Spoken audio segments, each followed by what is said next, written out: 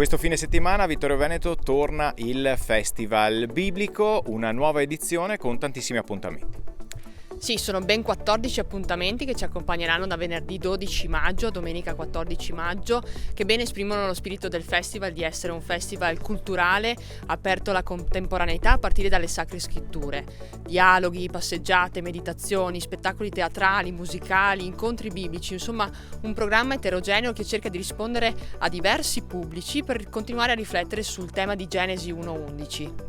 Il Festival Biblico ormai è una tradizione consolidata da diversi anni per la nostra diocesi ed è un evento al quale ci crediamo e sul quale stiamo investendo proprio perché è capace di interagire con il territorio, con la cultura, con la società e quindi in qualche modo diventa una piccola esperienza di sinodalità con quello che sono anche le realtà non ecclesiali. È un dialogo, una narrazione e un ascolto reciproco su alcuni temi che crea cammino fatto insieme con il territorio. Ci ha convinto sicuramente l'organizzazione che c'è stata negli anni scorsi e quindi la garanzia di successo di un'iniziativa che può arrivare a tutti i cittadini perché utilizza modi, forme, format proprio diversi per poter comunicare dei temi che sono, partendo dal testo biblico, di fortissima attualità. Il tema di questa edizione è la Genesi. Sì, è un tema molto interessante perché riflettendo su quell'inizio e su tutti i contenuti che all'interno di Genesi 1:11 ci sono, è possibile riflettere sulle tematiche contemporanee che vanno dal rapporto uomo-donna alla natura, all'ambiente, alle guerre, insomma una riflessione che investe a 360 gradi la nostra contemporaneità. Abbiamo deciso di dedicare un intero libro della Bibbia alla nostra riflessione perché di fatto il tempo presente ci invita a molteplici questioni del nostro vivere quotidiano. Non sentiamo più la necessità di un tema in senso stretto, ma piuttosto di abbracciare la complessità di ciò che noi viviamo quotidianamente nella nostra vita.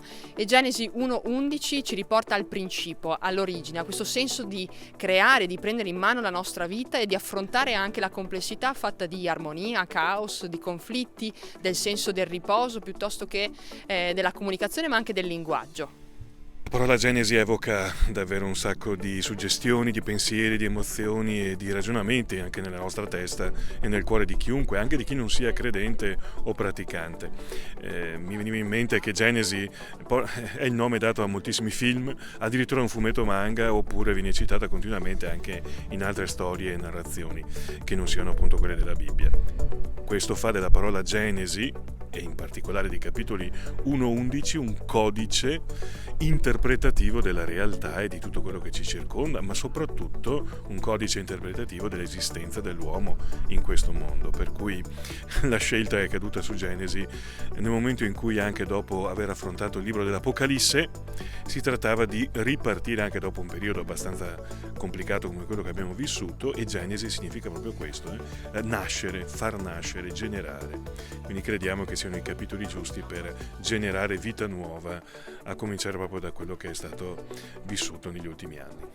Dove si possono trovare tutti gli appuntamenti e diamo così qualche evento di questo fine settimana. Su www.festivalbiblico.it tutti gli eventi sono prenotabili, consultabili sui diversi social Festival Biblico, la Chiave di Sofia e dei nostri partner. Trovate la possibilità di prenotarvi a ciascun evento.